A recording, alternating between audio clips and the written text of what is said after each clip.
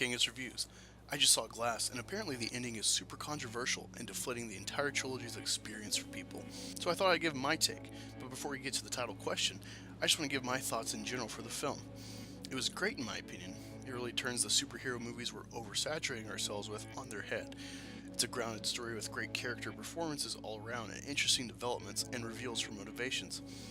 Shyamalan was brilliant making a true standout solo performance in Split, something that could stand on its own as an idea, but in the end is revealed to be a tangent sequel to Unbreakable. I say this because he made something that sets up a counter to Willis's character and keys people into checking out the previous film. With his resurgence in Hollywood as of late, and this being the end of a loose trilogy, all eyes were on him with hope, especially linking all three characters together. What really surprised me was how he tied it all together. Yes, even David and Kevin's intertwined past that I didn't see coming. I won't be pulling a Stuckman, but man was this shot nicely, and the color scheme of blue, white, and gray added to the fantasy element in a very grounded story. It looks slightly otherworldly, like a cure for wellness. Once the third act picks up, there's a very tense theme that picks up the slow burn pace and really drives the escalation of the movie. As for McAvoy's acting as multiple persons trapped in one body, he did well, just like in Split. Looking back, I should have been cautiously optimistic he'd be able to pull it off twice, because a performance like that has to be hard to accomplish, let alone doing it twice. If not for the believability, the rate at which the personality shift wouldn't have worked. I will warn you that if you're excited for Samuel Jackson being Mr. Glass once again, to be patient. It takes quite a while for him to be fully introduced into the film. What's fun to me is how self-aware the film is of itself through the eyes of Mr. Glass at different intervals, pointing out standard tropes utilized in comic storytelling. Overall, it echoes hints of X-Men storytelling, which I'll further explain, but first, let's get to the general plot. While on the run from his initial dwelling in Split, Kevin is hiding in an abandoned factory with 4 captive cheerleaders. Meanwhile, David is going on walks throughout Philadelphia, aiding random people, stopping crime, and searching for Kevin with the assistance of his son Joseph, now in an oracle-like position to aid his father. When David finds the hideout, he is confronted by the Beast's personality, and after an initial brawl, both are apprehended by the police, who is led by a psychiatrist who specializes in delusions of grandeur. Just to let you know, right here I should have known something was weird. Afterward, they are placed in a mental institution where Mr. Glass already is. In David's room, they have a water system set in place to weaken his attempts at escape, and in Kevin's, there are high beam lights that will switch his personalities to better control him. Meanwhile, we see the psychiatrist is in contact with Elijah's mother and Casey, the victim who survived abduction and Split. Casey learns of his admittance to the institution and wants to see him.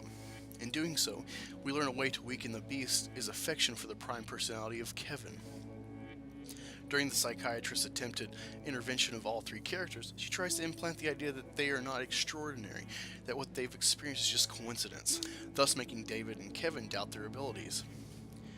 Mr. Glass is always highly sedated, as he's previously wreaked havoc on the facility, but begins to repeatedly be found outside his room, which you learn is his sleight of hand switching medications, and just playing the part until the coast is clear to investigate his environment.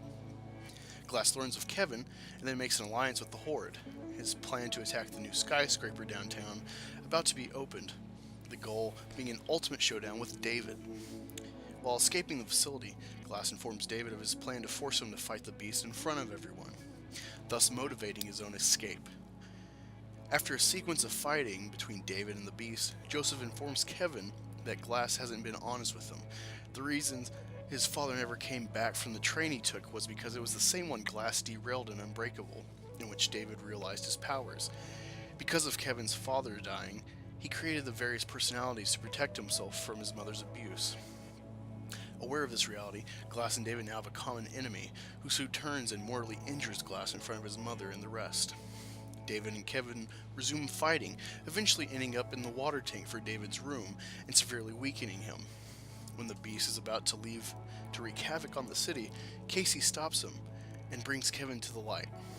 Now here's the ending sequence that has so many feathers ruffled. Once Kevin takes over his body, he's sniped by the police, which is strange that they were sighting him with Casey in the line of fire and still so near to him. David, still weak from water submersion, is dragged by another policeman to a puddle he starts drowning him in. Before proving fatal, the psychiatrist has him take her hand, where he sees that she's part of a secret organization, all having a small clover symbol tattooed as a sign of allegiance on their wrists. After telling him that if not for Kevin, she might have left him alone, his drowning resumes, killing him. Before Glass passes, the psychiatrist reveals herself to him as well and tells him that his theories were true, that it's not fair that gods be among men, that they have to take care of them. Glass then dies, telling his mother that he was not a mistake. Once the scene is contained, we see Ellie plan with the organization, supposedly 10,000 years old, to move to the next city to continue their work. Checking back with technical security, we realize that while a betrayal was probably unexpected for Glass and Kevin, he was ahead of the psychiatrist from the beginning.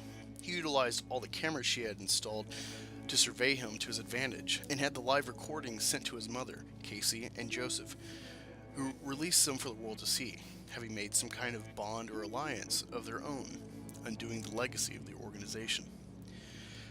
So there you have it, the plot of Glass. Everyone seems to hate it, deeming it underwhelming or asinine. Honestly though, if not for the awareness of the ending being generally disappointing, I may not have even picked up on it or noticed it. I thought it was kinda interesting to end the very grounded, loose superhero movie with a large potential. What disappointed me was the lack of development for Casey, who's played by Anna Taylor-Joy, the lead of one of my favorite films, The Witch. Her similar circumstances to Kevin and the end alliance she seems to build with Miss Prince and Joseph make you wonder if she could have been some sort of super herself. And probably the biggest disappointment was that Joseph didn't become the next overseer, which could potentially still happen if Shyamalan wanted to again revisit the Unbreakable universe. There were hints like when he looks at a guy lifting ridiculous weight, then cutting to David talking about lifting a large weight. I thought he might have tested his own strength then.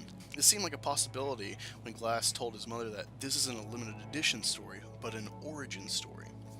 Given the importance of parents in this film, especially Kevin's, and with his surprising death, I thought the rug would be pulled out and would end with Joseph being the next meta-human, now aware of the organization, equipped with great technical and recon skills and an inheritance of power from his father.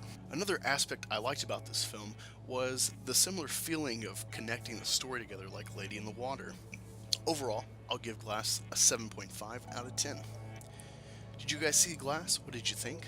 Let's chat about it in the comments. Be sure to subscribe to me and all my Fandom Collective friends.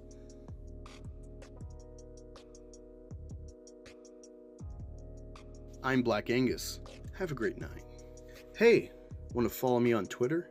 I'm @AngusReviews. Let me know what I should cover next. See you there.